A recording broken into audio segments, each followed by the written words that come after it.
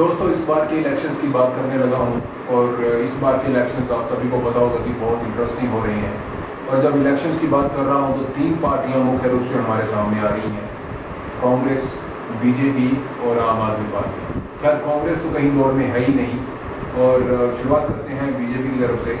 BJP ruling party तो है ही नहीं और थी ही नहीं पिछले 10 सालों से। तो समझ नहीं आ रहा इनके पास इतना सारा पैसा आ कहाँ से रहा है।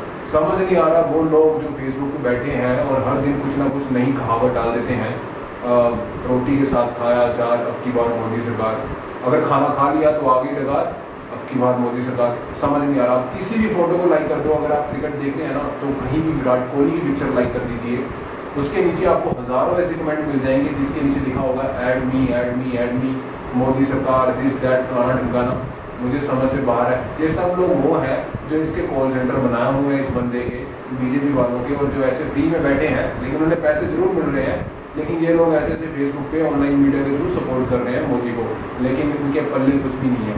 They have nothing, they can not do anything. अगर आपने रिसेंटली सत्यमेव जयते का एक एपिसोड देखा होगा, उसमें साफ बताया गया है कि इस पार्टी के 38% कैंडिडेट ऐसे हैं जिनके नाम पे लूटमार, रेप, चोरी, डकैती और कत्ल के इल्ज़ाम लगे हुए हैं और उन सभी दोषों के लिए ये जेल में भी रह चुके हैं। खैर, ये अलग बात है। अब हम आते हैं इनके prime minister candidate Narendra Modi पे। नरेंद्र मोदी भाई साहब पिछले कुछ दिनों तक तो ये बोल रहे थे कि मेरा कोई बीवी बच्चा नहीं है, मैं देश के लिए ये कर दूंगा वो कर दूंगा, लेकिन परसों ही इन्होंने वडोदरा में नॉमिनेशन पेपर फिल करते हुए एफिडेविट में दिखाया है कि ये शादीशुदा है। अब समझ नहीं आ रहा, ये बंदा अभी से अपने पत्ते खोलने शुरू कर दिए हैं। अगर ये पीएम बन गया तो पता नहीं क्या क्या करेगा।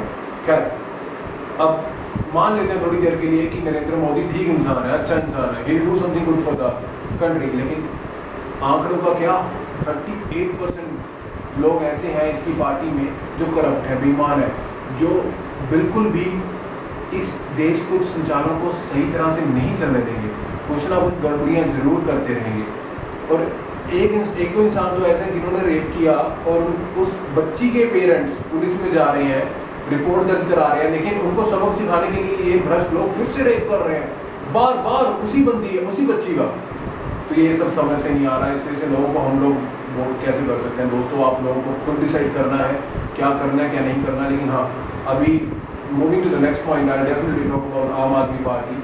आम आदमी पार्टी में ज़्यादातर कैंडिडेट ऐसे हैं जो या तो इंजीनियर हैं, जो लॉयर हैं और अपने अपने एरियाज़ में वो काफ़ी विद्यावान इंसान मैं कह सकता हूँ, कुछ जर्नलिस्ट भी हैं उनमें। तो फंडिंग के नाम पे पैसा जीरो है भाइयों, फंडिंग के नाम पे कोई पैसा नहीं है इनके पास, सिर्फ सपोर्ट है, सपोर्ट आम आदमी की, आप और मैं। हर दिन फेसबुक पे देखता हूँ कि बाहर बैठे हमारे भाई बहन जो कनाडा, यूएस, यूके, यूरोप में रहते हैं, वो हर दिन कुछ ना कुछ वीडियो, कुछ ना कुछ वॉल पोस्ट पे डालते हैं, बिकॉज वो तड़प रहे हैं। उन्हें पता है जो चीज़ हम यहाँ रह के फील नहीं कर पा रहे, वो वहाँ रह के समझ पा रहे हैं, देख पा रहे हैं कि क्या हो रहा है भारत में, क्या हो रहा है पंजाब में, क्या हो रहा है महाराष्ट्र में, क्या हो रहा है गुजरात में।